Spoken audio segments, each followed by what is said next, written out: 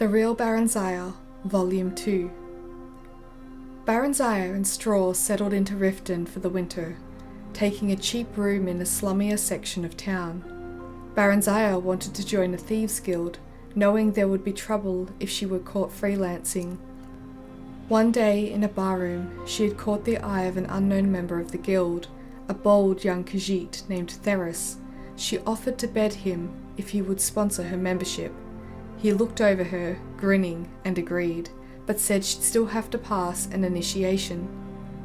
"What sort of initiation?" "Ah," Theris said. "Pay up first, sweetness." This passage has been censored by order of the temple. Straw was going to kill her, and maybe Theris too. What in Tamriel had possessed her to do such a thing? She cast an apprehensive look around the room, but the other patrons had lost interest and had gone back to their own business. She did not recognize any of them. This wasn't the inn where she and Straw were staying. With luck, it'd be a while, or never, before Straw found out. Theris was by far the most exciting and attractive man she had yet met. He not only told her about the skills she needed to become a member of the Thieves' Guild, but also trained her in them himself, or else introduced her to people who could. Among these was a woman who knew something about magic.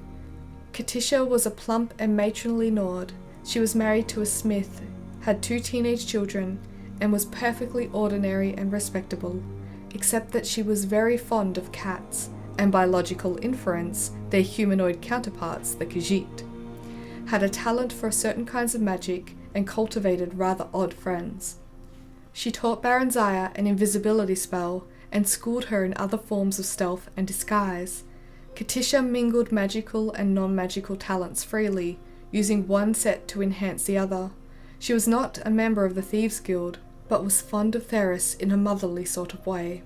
Barenziah warmed to her as she never had toward any woman, and over the next few weeks she told Katisha all about herself. She brought Straw there too sometimes. Straw approved of Katisha, but not of Theris. Theris found Straw interesting and suggested to Barenziah that they arrange what he called a threesome. "Absolutely not," Barenziah said firmly, grateful that Theris had broached the subject in private for once. "He wouldn't like it. I wouldn't like it." Theris smiled his charming, triangular feline smile and sprawled lazily on his chair, stretching his limbs and curling his tail. "You might be surprised. Both of you. Pairing is so boring." Barenziah answered him with a glare. "Or maybe you wouldn't like it with that country bumpkin of yours, sweetness. Would you mind if I brought along another friend?" "Yes, I would. If you're bored with me, you and your friend can find someone else." She was a member of the Thieves' Guild now. She had passed their initiation. She found Theris useful, but not essential. Maybe she was a bit bored with him too. She talked to Katisha about her problems with men, or what she thought of as her problems with men. Katisha shook her head and told her she was looking for love, not sex, that she'd know the right man when she found him, that neither Straw nor Theris was the right one for her. Barenziah cocked her head to one side quizzically. "They say dark elven women are something prostitutes?" she said, although she was dubious. "You mean promiscuous? Although some do become prostitutes, I suppose," Katisha said as an afterthought.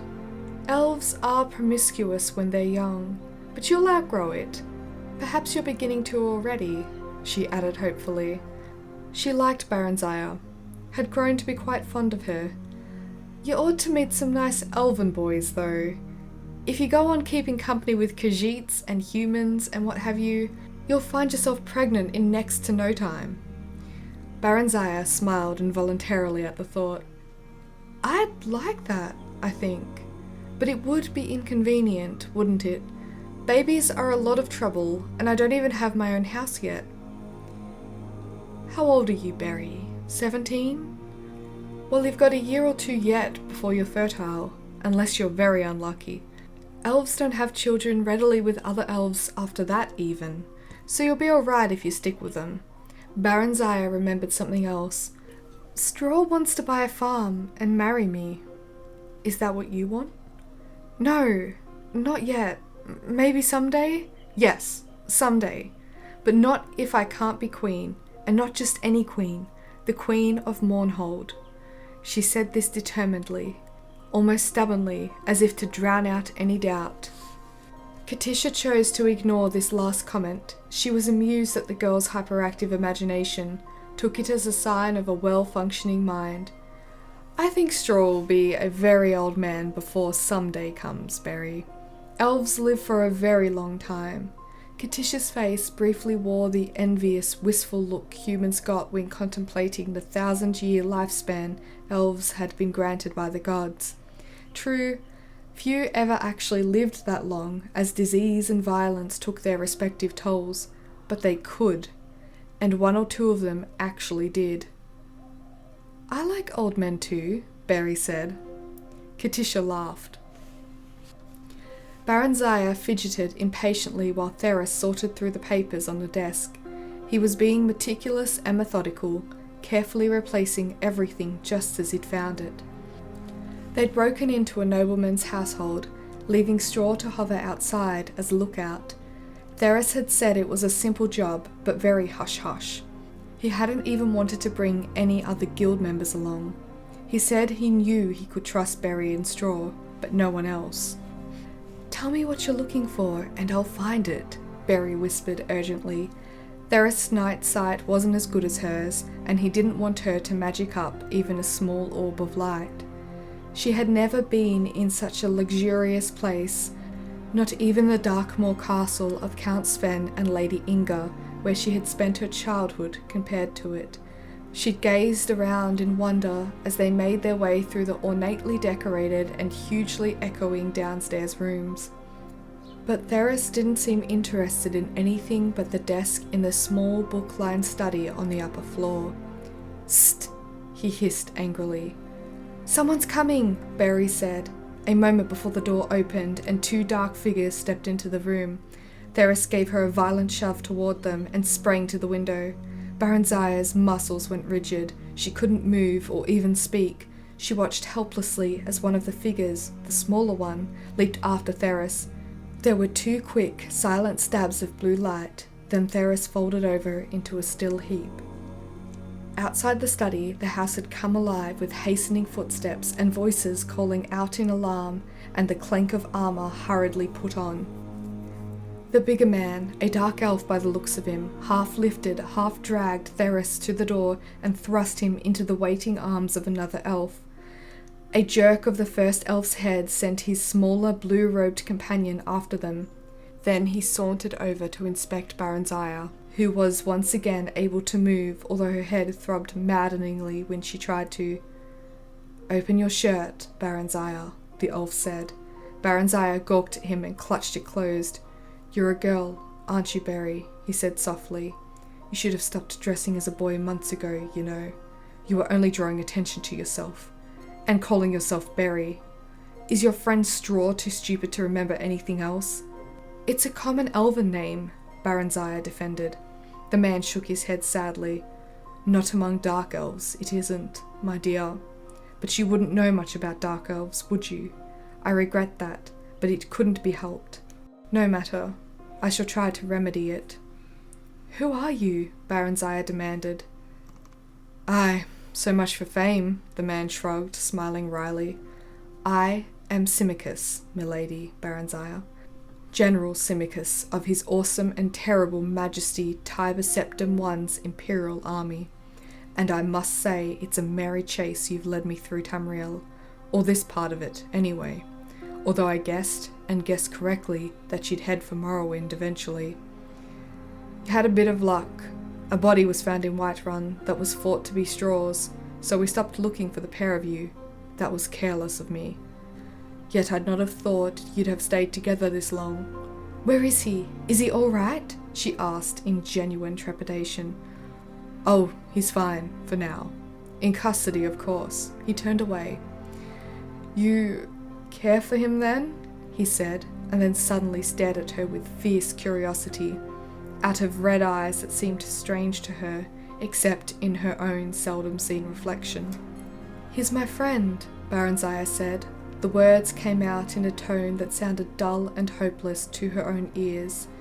Symmachus, a general in the Imperial Army, no less, said to have the friendship and ears of Tiber Septim himself. "Aye, you seem to have several unsuitable friends, if you'll forgive my saying so, milady." "Stop calling me that!" She was irritated at the general's seeming sarcasm, but he only smiled. As they talked, the bustle and flurry in the house died away, although she could still hear people, presumably the residents, whispering together not far off. The tall elf perched himself on a corner of the desk. He seemed quite relaxed and prepared to stay a while. Then it occurred to her, several unsuitable friends, had he said. This man knew about her, or seemed to know enough anyway, which amounted to the same thing. What's gonna happen to them? To me? Ah, as you know, this house belongs to the commander of the Imperial troops in this area, which means to say that it belongs to me. Barenziah gasped, and Symmachus looked up sharply. What, you didn't know? Tisk tisk. Why are you so rash, milady? Even for 17, you must always know what it is you do, or get yourself into. But the guild wouldn't have... Barenziah was trembling. The Thieves' Guild would never have attempted a mission that crossed Imperial policy. No one dared oppose Tiber Septim, at least no one she knew of. Someone of the guild had bungled, badly, and now she was going to pay for it. I dare say, it's unlikely that Theris had guild approval for this. In fact, I wonder. Symmachus examined the desk carefully, pulling out drawers. He selected one, placed it on top of the desk, and removed a false bottom. There was a folded sheet of parchment inside. It seemed to be a map of some sort. Barenziah edged closer. Symmachus held it away from her, laughing. Rash indeed. He glanced over it, then folded and replaced it. You advised me a moment ago to seek after knowledge. So I did. Suddenly he seemed to be in high good humour. We must be going, my dear lady. He shepherded her to the door, down the stairs, and out into the night air. No one was about. Barenziah's eyes darted toward the shadows. She wondered if she could outrun him, or elude him somehow. You're not thinking of attempting to escape, are you? Aye. Don't you want to hear first what my plans for you are? She thought that he sounded a bit hurt. Now that you mention it, yes. Perhaps you'd rather hear about your friends first. No. He looked gratified at this. It was evidently the answer he wanted, thought Barenziah, but it was also the truth. While she was concerned for her friends, especially Straw, she was far more concerned for herself. You will take your place as the rightful Queen of Mournhold. Symmachus explained that this had been his and Tiber Septim's plan for her all along. That Mournhold, which had been under military rule for the dozen or so years since she had been away, was gradually to be returned to civilian government, under the Empire's guidance, of course, and as part of the Imperial province of Morrowind. But why was I sent to Darkmoor? Barenziah asked, hardly believing anything she had just been told. For safekeeping, naturally. Why did you run away? Barenziah shrugged. I saw no reason to stay. I should have been told. You would have been by now. I had in fact sent for you to be removed to the Imperial City to spend some time as part of the Emperor's household, but of course you had, shall we say, absconded by then. As for your destiny, it should be, and should have been, quite obvious to you. Tiber Septim does not keep those he has no use for, and what else could you be that would be of use to him? I know nothing of him, nor, for that matter, of you. Then know this. Tiber Septim rewards friends and foes alike according to their deserts. Barenziah chewed on that for a few moments. Straw has deserved well of me, and has never done anyone any harm. He's not a member of the Thieves' Guild. He came along to protect me. He earns our keep by running errands, and he... Symmachus waved her impatiently to silence. I know about straw, he said, and about Theris. He stared at her intently. So, what would you? She took a deep breath. Straw wants a little farm. If I'm to be rich, then I would like for one to be given to him. Very well. He seemed astonished at this, and then pleased. Done. He shall have it. And Theris? He betrayed me, Barenziah said coldly. Theris should have told her what risks the job entailed. Besides, he'd pushed her right into the enemy's arms in an attempt to save himself. Not a man to be rewarded. Not, in fact, a man to be trusted. Yes, and? Well, he should be made to suffer for it, shouldn't he? That seems reasonable. What form should said suffering take? Barenziah balled her hands into fists. She would have liked to beat and claw at the Khajiit herself, but considering the turn events had taken, that didn't seem very queenly. A whipping. Would 20 stripes be too many, do you think? I don't want to do him any permanent injury, you understand. Just teach him a lesson. Aye, of course. Symmachus grinned at this. Then his features suddenly set and became serious. It shall be done, your highness. Milady, Queen Barenziah of Mournhold. Then he bowed to her, a sweeping, courtly, ridiculously wonderful bow. Barenziah's heart leapt. She spent 2 days at Symmachus' apartment, during which she was kept very busy. There was a dark elven woman named Drelian who saw to her needs, although she did not exactly seem a servant since she took her meals with them. Nor did she seem to be Symmachus' wife or lover. Drelian looked amused when Barenziah asked her about it. She simply said she was in the general's employ and did whatever was asked of her. With Drelian's assistance, several fine gowns and pairs of shoes were ordered for her, plus a riding habit and boots, along with other small necessities. Barenziah was given a room to herself. Symmachus was out a great deal. She saw him at most mealtimes, but he said little about himself or what he had been doing. He was cordial and polite, quite willing to converse on most subjects, and seemed interested in anything she had to say. Drelian was much the same. Barenziah found them pleasant enough, but hard to get to know, as Katisha would have put it. She felt an odd twinge of disappointment. These were the first dark elves with whom she'd associated closely. She had expected to feel comfortable with them, to feel at last that she belonged somewhere, with somebody, as part of something. Instead, she found herself yearning for her Nordic friends, Katisha and Straw. When Symmachus told her they were to set out for the imperial city on the morrow, she asked if she could say goodbye to them. Katisha? He asked. Aye, but then I suppose I owe her something. She it was who led me to you by telling me of a lonely dark elven girl named Berry who needed elven friends, and who sometimes dressed as a boy.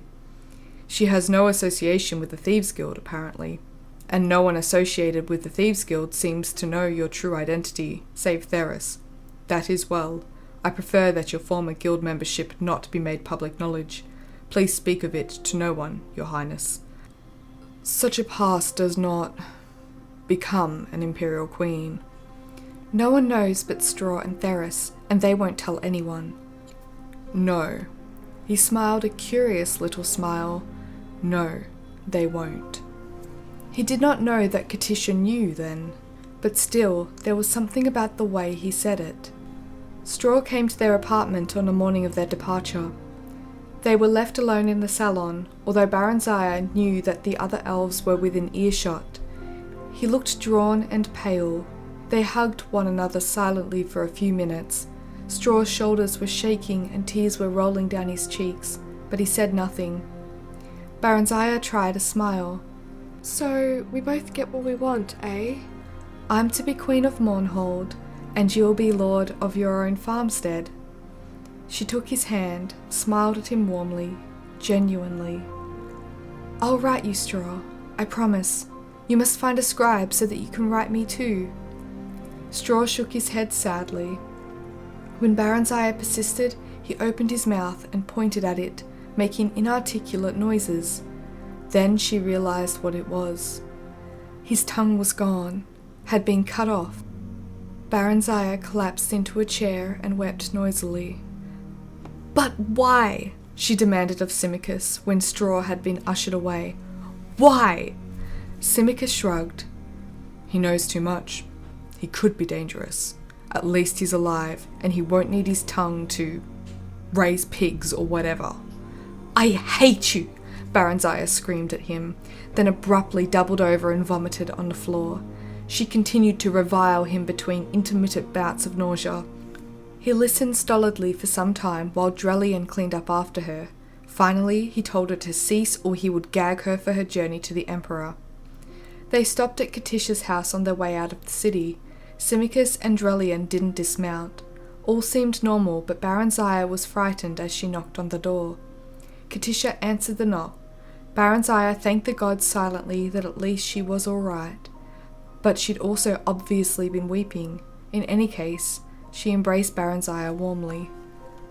"Why are you crying?" Barenziah asked. "For Theris, of course. Haven't you heard?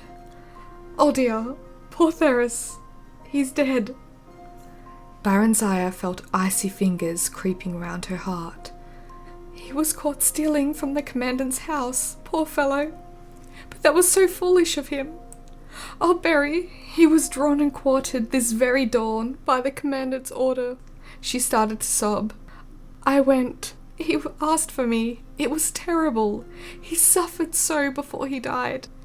I'll never forget it. I looked for you and Straw, but no one knew where you'd both gone to." She glanced behind Barenziah. "That's the commandant, isn't it? Symmachus." Then Katisha did a strange thing. She stopped crying and grinned. "You know, the moment I saw him, I thought, this is the one for Barenziah." Katisha took a fold of her apron and wiped it across her eyes. "I told him about you, you know?" "Yes," Barenziah said. "I know." She took Katisha's hands in each of hers and looked at her earnestly. "Katisha, I love you. I'm going to miss you. But please don't ever tell anyone else anything about me. Ever. Swear you won't, especially not to Symmachus. And look after Straw for me. Promise me that." Katisha promised, puzzled though willing. "Berry, it wasn't somehow because of me that Theris was caught, was it? I never said anything about Theris to him." She glanced over at the general. Barenziah assured her that it wasn't, that an informant had told the Imperial Guard of Theris' plan, which was probably a lie, but she could see that Katisha plainly needed some kind of comfort. "Oh, I am glad of that, if I can be glad of anything just now. I'd hate to think. But how could I have known?" She leaned over and whispered in Barenziah's ear. "Symmachus is very handsome, don't you think? And so charming." "I wouldn't know about that," Barenziah said dryly. "I haven't really thought about it. There've been other things to think about." She explained hurriedly about being Queen of Mournhold and going to live in the Imperial City for a while. "He was looking for me, that's all, on orders from the Emperor. I was the object of a quest, nothing more than some sort of a goal. I don't think he thinks of me as a woman at all. He said I didn't look like a boy, though," she added in the face of Katisha's incredulity. Katisha knew that Barenziah evaluated every male she met in terms of sexual desirability and availability. "I suppose it's the shock of finding out that I really am a queen," she added, and Katisha agreed that yes, that's true. That must have been something of a shock, although there was no likelihood of her experiencing firsthand. She smiled. Barenziah smiled with her. Then they hugged again, tearfully, for the last time. She never saw Katisha again, or Straw. The royal party left Riften by the great southern gate. Once through, Symmachus tapped her shoulder and pointed back at the portals. "I thought you might want to say goodbye to Theris too, Your Highness," he said. Barenziah stared briefly but steadily at the head impaled on a spike above the gate. The birds had been at it, but the face was still recognisable. "I don't think he'll ever hear me, although I'm quite sure he'll be pleased to know I'm fine," she said, seeming to sound light. "Let's be on our way, General, shall we?" Symmachus was clearly disappointed by her lack of reaction. "Aye. You heard this from your friend Katisha, I suppose?" "You suppose correctly. She attended the execution," Barenziah said casually. If he didn't know already, he'd find out soon enough. She was sure of that. "Did she know Theris belonged to the guild?" She shrugged. "Everyone knew that. It's only lower-ranking members like me who are supposed to keep their membership secret. The ones higher up are well known." She turned to smile archly at him. "But you must know all that, shouldn't you, General?" she said sweetly. He seemed unaffected by this. "So you told her who you were and whence you came, but not about the guild?" "The guild membership was not my secret to tell. The other was. There's a difference. Besides, Katisha is a very honest woman. Had I told her, it would have lessened me in her eyes. She was always after Theris to take up a more honest line of work. I value her good opinion." She afforded him a glacial stare. "Not that it's any concern of yours, but do you know what else she thought? She also thought I'd be happier if I settled down with just one man, one of my own race. One of my own race with all the right qualities. One of my own race with all the right qualities who knows to say all the right things. You, in fact."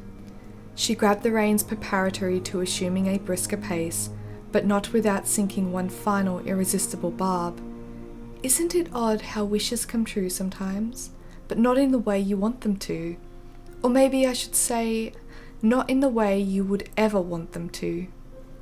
His answer so took her by surprise that she quite forgot about cantering off. "Yes, very odd," he replied, and his tone matched his words exactly. Then he excused himself and fell behind. She held her head high and urged her mount onward, trying to look unimpressed. Now what was it about his response that bothered her? Not what he said. No, that wasn't it. But something about the way he said it.